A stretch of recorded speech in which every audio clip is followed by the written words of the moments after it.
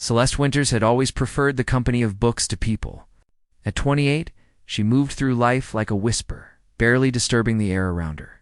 Her small apartment overflowed with ancient texts and folklore collections. But at work, she was simply the girl who catalogued mystical artifacts for Meridian Antiquities. The building itself seemed to hum with old magic. Celeste felt it in the stone walls, saw it in the way certain objects glowed faintly when no one else was looking. Her colleagues dismissed her observations as an overactive imagination, but Celeste knew better. She had always sensed things others couldn't. Each morning, she arrived early to the Gothic revival building that housed Meridian Antiquities. The company specialized in rare mystical items, though most employees treated them as mere curiosities. Celeste's job was to research provenance, document histories, and maintain the extensive archives. She loved the quiet solitude of the basement storage rooms, surrounded by centuries of mystery. The dragon in disguise Damon Blackthorne stood 6 feet 4 inches tall, with dark hair that seemed to absorb light and eyes the color of molten gold. To the human world, he was simply the enigmatic CEO who had built Meridian Antiquities into the premier mystical artifacts dealer. What they didn't know was that Damon was a dragon shifter, one of the last of an ancient bloodline tasked with protecting magical objects from falling into dangerous hands. For 3 months he had watched Celeste work. Something about her drew his attention beyond mere curiosity. She handled each artifact with reverence, as if she understood their true nature. When she thought no one was looking, she would trace protective symbols in the air above particularly volatile items. Her unconscious magic called to something deep within his dragon soul. Dragons were naturally territorial. But Damon's protective instincts toward Celeste felt different, stronger, more personal. He found himself timing his walks through the archives to coincide with her presence, listening to her soft humming as she worked. Watching the way afternoon sunlight caught the auburn highlights in her brown hair. The night everything changed. The autumn equinox brought restless energy to the building. Ancient objects seemed to vibrate with anticipation, and Celeste felt the change in her bones. She stayed late that evening, unable to shake the feeling that something important was about to happen. As midnight approached, the building's protective wards began to fluctuate. Celeste was alone in the basement archives when the first tremor hit. Books tumbled from shelves, and several artifacts began glowing with brilliant light. The temperature dropped 20 degrees in seconds. Damon was in his penthouse office when every alarm in the building began shrieking. The ward breach was massive, something he had never experienced in 200 years of guarding magical objects. His dragon senses screamed danger as he raced toward the archives, knowing instinctively that Celeste was in the epicenter of whatever was happening. He found her standing in the center of the storage room, surrounded by a whirlwind of magical energy. Her eyes had turned silver, and she was speaking in a language that predated human civilization. Ancient, draconic words of binding and protection flowed from her lips as she somehow contained the chaotic magical discharge. The revelation, when the energy finally dissipated, Celeste collapsed. Damon caught her before she hit the floor, and the moment their skin touched, something extraordinary happened. His carefully maintained human disguise flickered, revealing scales along his arms and the vertical pupils of his true nature. Celeste's eyes fluttered open, still silver with residual magic. For the first time in 3 months, she truly saw him. Not the untouchable CEO, but the ancient being beneath the human mask. Instead of fear, recognition dawned in her expression. "Dragon," she whispered, her voice hoarse from channeling power she didn't understand. "You're a dragon." Damon should have been terrified. His kind's survival depended on secrecy. But looking into Celeste's silver eyes, he felt only relief. "And you," he said softly, "are something far rarer than I imagined." The bond begins as Damon helped her to her feet. Celeste realized the humming she had always heard in the building wasn't coming from the artifacts. It was coming from him. The magic she sensed, the protective presence she had unconsciously relied on. It was all Damon. "The artifacts," she said suddenly, looking around at the scattered objects. "Are they safe?" Damon's golden eyes softened. Even after manifesting incredible power, even after discovering his true nature, her first concern was for the magical objects in her care. In that moment, he knew his ancient heart had found its match. "They're safe," he assured her. "But you're not. What you just did, the power you showed, there are others who will sense it. Others who will come looking." Celeste felt the weight of his words, but also the strength of his presence beside her. For the first time in her life, she didn't feel alone with her strange gifts. "Then I suppose," she said with quiet courage that surprised them both, "you'll have to teach me how to protect myself." As dawn broke over the city, Dragon and Dragon Whisperer stood together among ancient treasures, their fates now intertwined by magic older than memory. The quiet bookkeeper and the hidden guardian had found each other, but their greatest challenges lay ahead. In the distance, other dragons were already taking flight, drawn by the magical signature that had announced the awakening of a power they thought lost forever. 3 days after the magical incident, Celeste could barely concentrate on her work. Every artifact in the building seemed to whisper to her now, sharing fragments of their histories. The marble statue from ancient Greece spoke of temple rituals. The Celtic torque hummed with protective spells. Most disturbing of all, she could sense the emotions of everyone around her, especially Damon's carefully controlled worry. He appeared in the archives that afternoon, his usual composed demeanor slightly strained. "We need to talk," he said simply. "Somewhere private." Celeste followed him through corridors she had never seen before, past hidden doors that opened at his touch. They descended through stone passages that grew older with each step, till finally emerging into a vast underground chamber that took her breath away. The space stretched as wide as a cathedral, with crystal formations jutting from the ceiling that cast rainbow light across everything below. But what made Celeste gasp were the dragons. Dozens of them in various sizes and colors, some sleeping on heated rocks, others tending to wounds or quietly conversing in that ancient language she had somehow spoken 3 nights ago. "The dragon sanctuary, welcome to the sanctuary," Damon said, his voice echoing off the cavern walls. "This is what I've really been protecting all these years." A magnificent silver dragon approached them, her scales shimmering like starlight. As she drew near, her form shifted and condensed until a tall woman with silver hair and the same golden eyes as Damon stood before them. "So this is the Dragon Whisperer," the woman said, her voice carrying musical undertones. "I am Seraphina, Damon's sister and healer of this sanctuary." "Child, do you understand what you are?" Celeste shook her head, overwhelmed by the magical energies surrounding her. Every dragon in the cavern was looking at her with a mixture of hope and desperate need that made her heart ache. Seraphina stepped closer, her expression gentle but serious. "Dragon Whisperers were our partners for millennia. They could speak our language, heal our wounds, and bridge the gap between dragon and human worlds. We thought the bloodline died out 3 centuries ago, the healing touch before." Celeste could process this revelation fully. A commotion erupted from the far side of the cavern. A young dragon, barely larger than a horse, writhed in obvious pain. His scales were dull black, and angry red wounds covered his wings.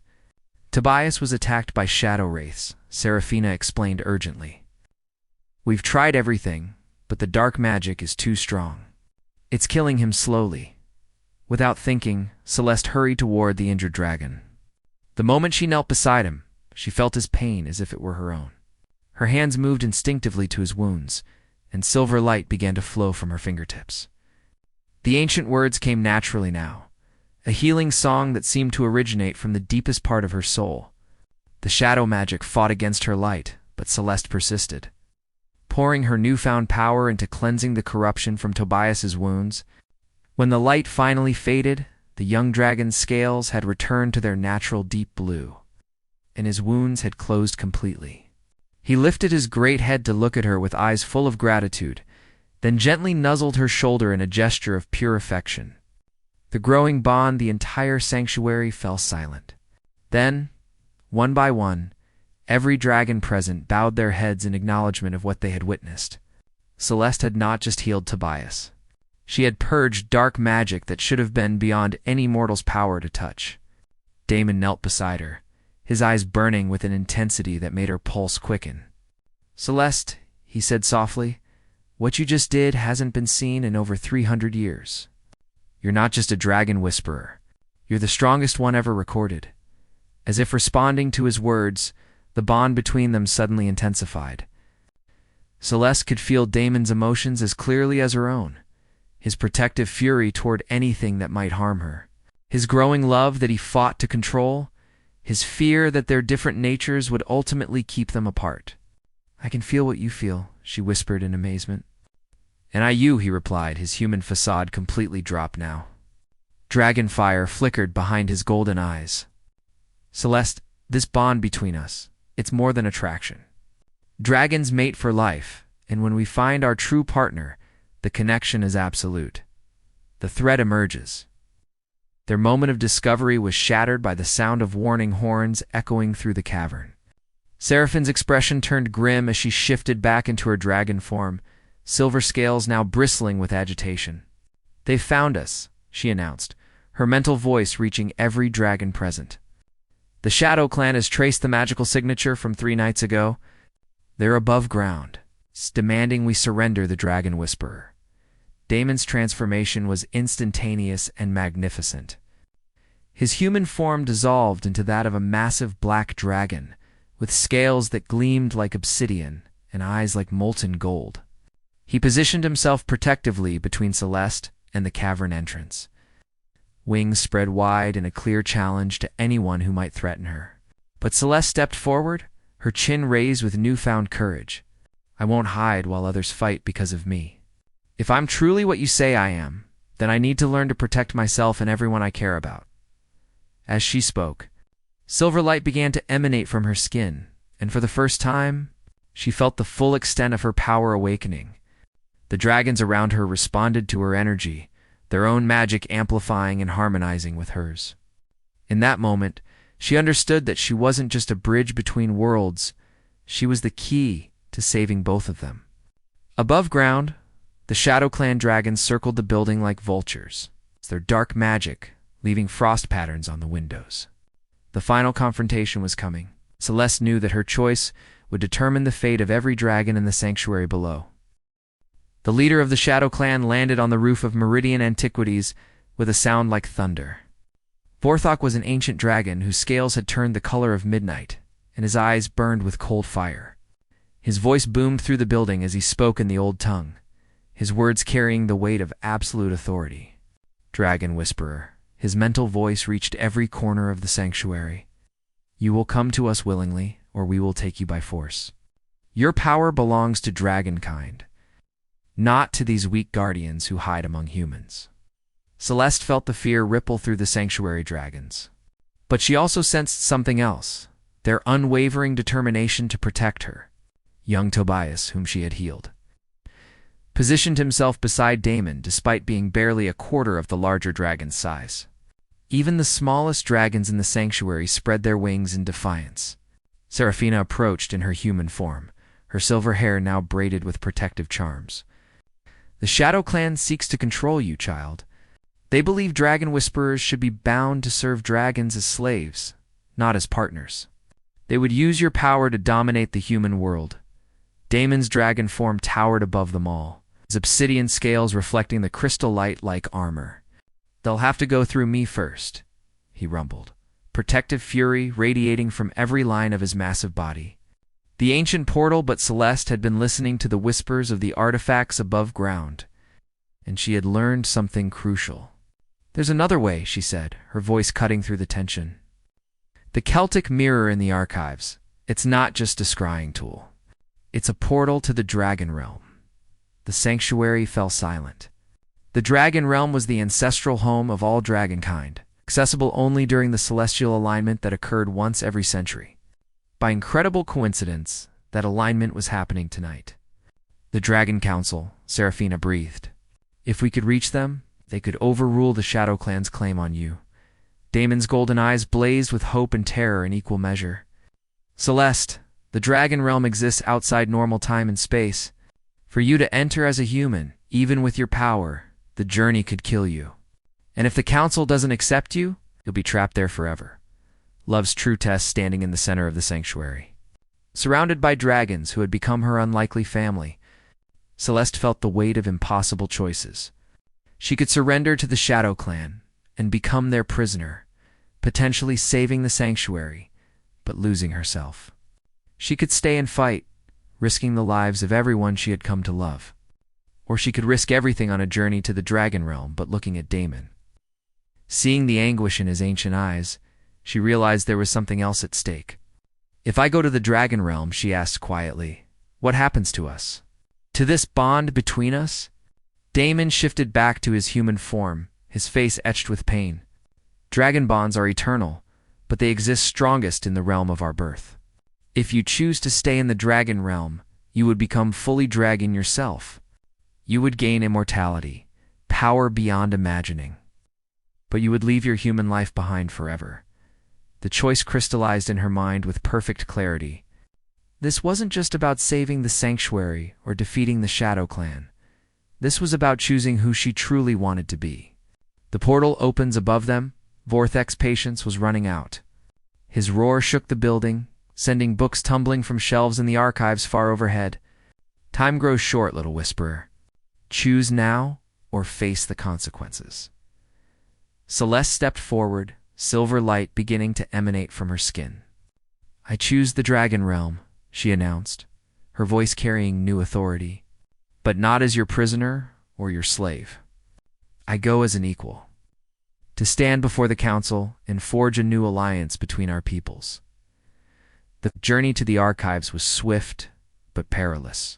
Shadow Clan dragons tried to intercept them as they moved through the building, but Celeste's growing power created a shield of pure light that forced them back. The Celtic mirror, when she touched it, blazed to life with swirling silver energy. Damon took her hand as the portal stabilized. "Whatever happens," he said, his voice rough with emotion, "know that you have given me something I thought lost forever. You've given me hope. The new dawn, the Dragon Realm, was a place of impossible beauty, where crystal mountains touched skies of perpetual sunset and rivers of liquid starlight flowed through valleys of singing stones. The Dragon Council, ancient beings of immense wisdom and power, listened to Celeste's plea with growing amazement. A true partnership, mused the eldest council member, her scales the color of deep ocean. Not domination, but cooperation. Dragon and human working together as equals. When the vote came, it was unanimous. The Shadow Clan's claim was rejected, and a new covenant was established. Dragons would no longer hide from the human world, but would work openly with those humans gifted enough to understand them. Celeste would serve as the first ambassador between the realms. But the greatest magic happened when the council offered her the choice she had dreaded. "You may remain here as a full dragon," they said, "or return to your human world, keeping your gifts but maintaining your mortal nature." Celeste looked at Damon, seeing the desperate hope he tried to hide.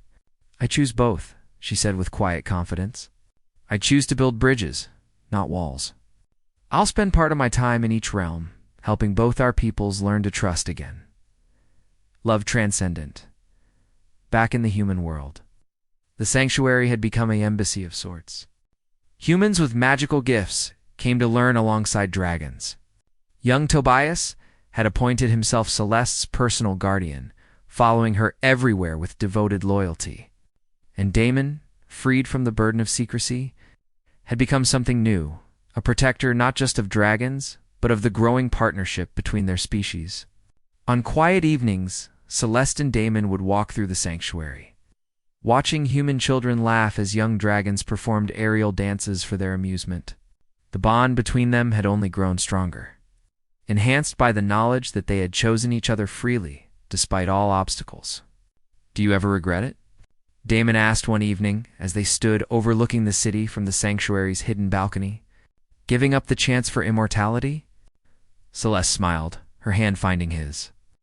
"I didn't give it up," she said softly. "Love like ours doesn't need eternity to be forever. It just needs truth, courage, and the willingness to choose each other every single day."